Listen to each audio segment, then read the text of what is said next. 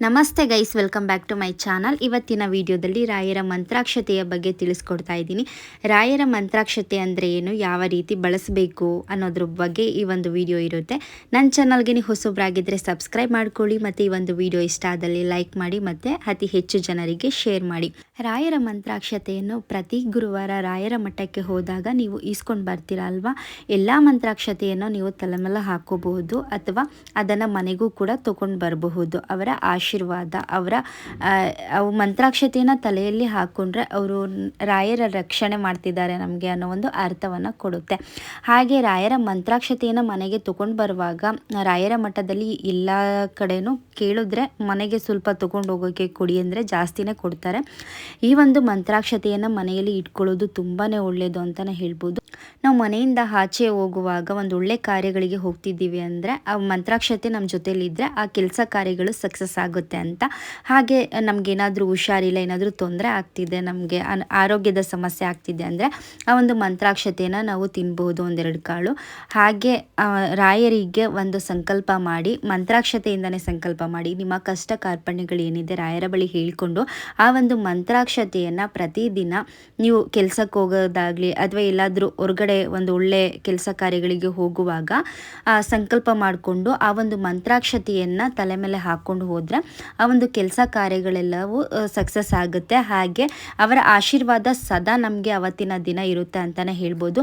ಹಾಗೆ ಮಂತ್ರಾಕ್ಷತೆಯನ್ನು ತಲೆ ಮೇಲೆ ಹಾಕ್ಕೊಳ್ಳೋದ್ರ ಜೊತೆಲೂ ಕೂಡ ನಾವು ಇಟ್ಕೊಂಡು ಹೋಗ್ಬೋದು. ಹಾಗೆ ನಮಗೆ ಕೆಟ್ಟ ಕೆಟ್ಟ ಕನಸುಗಳು ಬೀಳ್ತಾ ಇದ್ದೆ, ಸರಿಯಾಗಿ ನಿದ್ದೆ ಬರ್ತಾ ಇಲ್ಲ, ಕೆಟ್ಟ ಆಲೋಚನೆಗಳು ಜಾಸ್ತಿ ಆಗ್ತಿದೆ, ನಮ್ಮ ಮನೆಯಲ್ಲಿ ನೆಗೆಟಿವಿಟಿ ಅನ್ನೋದು ಜಾಸ್ತಿ ಆಗ್ತಿದೆ ಅನ್ನೋರು ಕೂಡ ಈ ಒಂದು ಮಂತ್ರಾಕ್ಷತೆಯನ್ನು ನೀವು ಮಲಗುವಾಗ ದಿಂಬಿನ ಕೆಳಗಡೆ ಇಟ್ಕೊಂಡು ಮಲಗಿದ್ರೆ ಅದು ಕೆಟ್ಟ ಆಲೋಚನೆಗಳು ಕಡಿಮೆ ಆಗುತ್ತೆ ಮತ್ತು ಒಂದೊಳ್ಳೆ ನಿದ್ದೆ ಬರುತ್ತೆ ಅಂತಲೇ ಹೇಳ್ಬೋದು. ಹಾಗೆ ಮಂತ್ರಾಕ್ಷತೆಯನ್ನು ದಿಂಬಿನ ಕೆಳಗಡೆ ಇಟ್ಕೊಂಡು ಮಲಗೋದ್ರ ಜೊತೆಗೆ ರಾಯರ ನಾಮಸ್ಮರಣೆ ಮಾಡ್ತಾ ಆ ಒಂದು ನಿಮಗೆ ನಿದ್ದೆನೇ ಬರ್ತಾ ಇಲ್ಲ ಅನ್ನೋ ಒಂದು ಟೈಮಲ್ಲಿ ರಾಯರ ನಾಮಸ್ಮರಣೆ ಮಾಡ್ತಾ ನಿದ್ದೆ ಮಾಡಿ ತುಂಬಾ ಆ ಒಂದು ಕೆಟ್ಟ ಆಲೋಚನೆಗಳು ಕೂಡ ಕಡಿಮೆ ಆಗುತ್ತೆ, ಒಂದೊಳ್ಳೆ ನಿದ್ದೆ ಕೂಡ ಬರುತ್ತೆ. ಹಾಗೆ ನಿಮ್ಮಲ್ಲಿರುವಂಥ ನೆಗೆಟಿವಿಟಿ ಅನ್ನೋದು ಕೂಡ ಕಡಿಮೆ ಆಗ್ತಾ ಬರುತ್ತೆ. ಮಂತ್ರಾಕ್ಷತೆಯನ್ನು ನೀವು ರಾಯರ ಮಠಕ್ಕೆ ಹೋದಾಗ ತಗೊಬಂದು ಪ್ರತಿ ಗುರುವಾರನೂ ತಗೊಬರ್ತಿರ್ತೀರಲ್ವ, ಅದನ್ನು ಮನೆಯಲ್ಲಿ ಸ್ವಲ್ಪ ಸ್ಟೋರ್ ಮಾಡಿ ಇಟ್ಕೊಳ್ಳಿ. ಮತ್ತು ಎಲ್ಲಾದರೂ ಒಂದು ಒಳ್ಳೆ ಶುಭ ಕಾರ್ಯಗಳಿಗೆ ಹೋಗುವುದಾಗಲಿ ಅಥವಾ ನಿಮ್ಮ ಮನೆಯಲ್ಲೇ ಎಲ್ಲರೂ ಕೂಡ ಪ್ರತಿನಿತ್ಯ ಬಳಸಬಹುದು. ಹಾಗೆ ಮಂತ್ರಾಕ್ಷತೆಯನ್ನು ರಾಯರ ಮಠದಲ್ಲೇ ತೊಗೊಂಡು ಬಂದಿರ್ತೀವಿ ಅಲ್ವಾ, ಅದು ಸಾಕಾಗಲ್ಲ, ಅದ್ರ ಜೊತೆಗೆ ನಾವೇ ಮನೆಯಲ್ಲಿ ಮಾಡ್ಕೊಳ್ಬಹುದಾ ಅಂತ ಅಂದರೆ ಮಾಡಿಕೊಂಡು ಇಟ್ಕೋಬಹುದು. ಆದರೆ ನೀವು ಮಂತ್ರಾಕ್ಷತೆಯನ್ನು ಮಾಡುವಾಗ ಅದಕ್ಕೆ ಅದರದ್ದೇ ಆದ ನಿಯಮಗಳಿರುತ್ತೆ. ಹಾಗಾಗಿ ಎಲ್ಲಿ ಮಠಗಳಿರುತ್ತೋ ಅಲ್ಲೇ ಇಸ್ಕೊಂಡು ಬಂದು ಆ ಒಂದು ಮಂತ್ರಾಕ್ಷತೆಯನ್ನು ನೀವು ಮನೆಯಲ್ಲಿ ಇಟ್ಕೊಂಡಿರ್ತೀರಲ್ವ, ಅದಕ್ಕಿರುವಂಥ ಪವರ್ ನಾವು ಮನೆಯಲ್ಲೇ ಮಾಡ್ತೀವಿ ನೋಡಿ ಮಂತ್ರಾಕ್ಷತೆ, ಅಷ್ಟು ಅದು ಪವರ್ಫುಲ್ ಆಗಿರಲ್ಲ ಅಂತಲೇ ಹೇಳ್ಬೋದು. ಅಂದರೆ ಜಾಸ್ತಿ ಬೇಕು ಅಂದರೆ ನಾವು ಮನೆಯಲ್ಲೇ ಮಾಡಿ ಅಥವಾ ಇಟ್ಕೋಬಹುದು, ಮಿಕ್ಸ್ ಮಾಡ್ಕೊಂಡು ಇಟ್ಕೋಬಹುದು. ರಾಯರ ಮಠದಲ್ಲಿ ಮಂತ್ರಾಕ್ಷತೆಯನ್ನು ಕೊಟ್ಟಾಗ ತಲೆಗೆ ಹಾಕೋಬಹುದು, ಅಥವಾ ಆ ಒಂದು 2 ಮಂತ್ರಾಕ್ಷತೆ ಕಾಳನ್ನು ನಾವು ಬಾಯಲ್ಲಿ ಹಾಕೊಂಡು ತಿನ್ಬೋದು. ನಮ್ಮಲ್ಲಿ ಇರುವಂಥ ಆರೋಗ್ಯದ ಸಮಸ್ಯೆ ಏನೇ ಇದ್ದರೂ ಅದು ನಿವಾರಣೆ ಆಗುತ್ತೆ. ಹಾಗೆ ನಮ್ಮ ಮನಸ್ಸು ಶುದ್ಧಿ ಆಗುತ್ತೆ ಅನ್ನೋ ಒಂದು ಅರ್ಥವನ್ನು ಕೊಡುತ್ತೆ. ಹಾಗೆ ಮಂತ್ರಾಕ್ಷತೆಯ ಜೊತೆಗೆ ಸಕ್ಕರೆ ಕೊಡ್ತಾರೆ ಅಲ್ವಾ ಮಠದಲ್ಲಿ, ಅದು ಕೂಡ ನಾವು ಆ ಒಂದು ರಾಯರ ಪ್ರಸಾದ ಸ್ವರೂಪವಾಗಿ ನಾವು ಅದನ್ನು ತಿನ್ನಬಹುದು.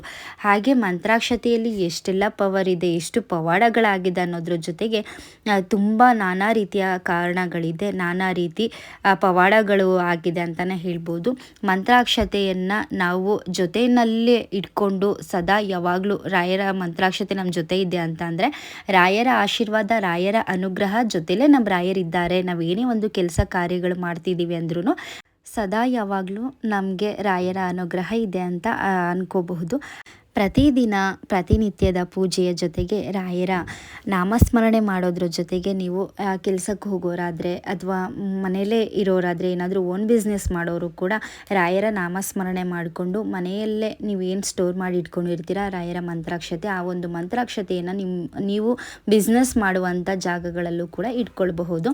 ಹಾಗೆ ಎಲ್ಲ ಕಡೆ ನೀವು ಈ ಒಂದು ಮಂತ್ರಾಕ್ಷತೆಯನ್ನು ಇಟ್ಕೊಳ್ಳೋದ್ರ ಜೊತೆಗೆ ಕ್ಯಾಶ್ ಬಾಕ್ಸಲ್ಲಾಗ್ಬೋದು ಅಥವಾ ನೀವು ಏನು ಓನ್ ಬಿಸ್ನೆಸ್ ಮಾಡ್ತಿರ್ತೀರ ಆ ಒಂದು ಸ್ಥಳದಲ್ಲೂ ಕೂಡ ಈ ಒಂದು ಮಂತ್ರಾಕ್ಷತೆಯನ್ನು ಇಟ್ಕೊಳ್ಬಹುದು.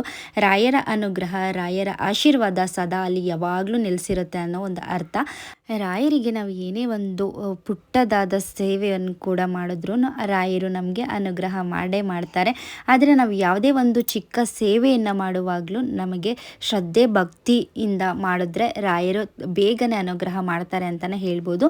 ಯಾವುದೇ ಕಾರಣಕ್ಕೂ ರಾಯರಿಗೆ ಸೇವೆ ಮಾಡುವಾಗ, ಅವರ ನಾಮಸ್ಮರಣೆ ಮಾಡುವಾಗ ಚಂಚಲ ಮನಸ್ಸಿಟ್ಕೊಂಡು ಮಾಡಬೇಡಿ. ಆ ಒಂದು ಅನುಗ್ರಹ ಆಗಲಿ ಅದು ನಮಗೆ ಸಿಗಲ್ಲ, ಅದ್ರ ಫಲ ನಮಗೆ ಸಿಗಲ್ಲ. ಯಾವಾಗ ನಾವು ಶುದ್ಧ ಮನಸ್ಸಿನಿಂದ ಒಂದೊಳ್ಳೆ ರೀತಿಯಲ್ಲಿ ಮಾಡ್ತೀವಿ ನೋಡಿ, ದೇವರಿಗೆ ಪೂಜೆ ಆಗಲಿ ಅಥವಾ ಸೇವೆ ಆಗಲಿ ಮಾಡಿದಾಗಲೇ ಅದರ ಅನುಗ್ರಹ, ಅದರ ಫಲ ಬೇಗನೆ ಸಿಗುತ್ತೆ ನಮಗೆ.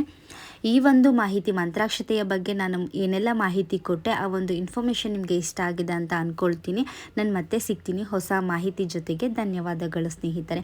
ಮತ್ತಷ್ಟು ಇದೇ ರೀತಿ ಒಂದೊಳ್ಳೆ ಮಾಹಿತಿಗಳು ಬರ್ತಾ ಇರುತ್ತೆ ರಾಯರ ಬಗ್ಗೆ. ನನ್ನ ಚಾನಲ್ಗೆ ನೀವು ಹೊಸಬ್ರಾಗಿದ್ದರೆ ಸಬ್ಸ್ಕ್ರೈಬ್ ಮಾಡ್ಕೊಳ್ಳಿ ಮತ್ತು ಲೈಕ್ ಮಾಡಿ. ವಿಡಿಯೋ ಇಷ್ಟ ಆದಲ್ಲಿ ಕಮೆಂಟ್ ಮಾಡಿ. Thank you for watching guys.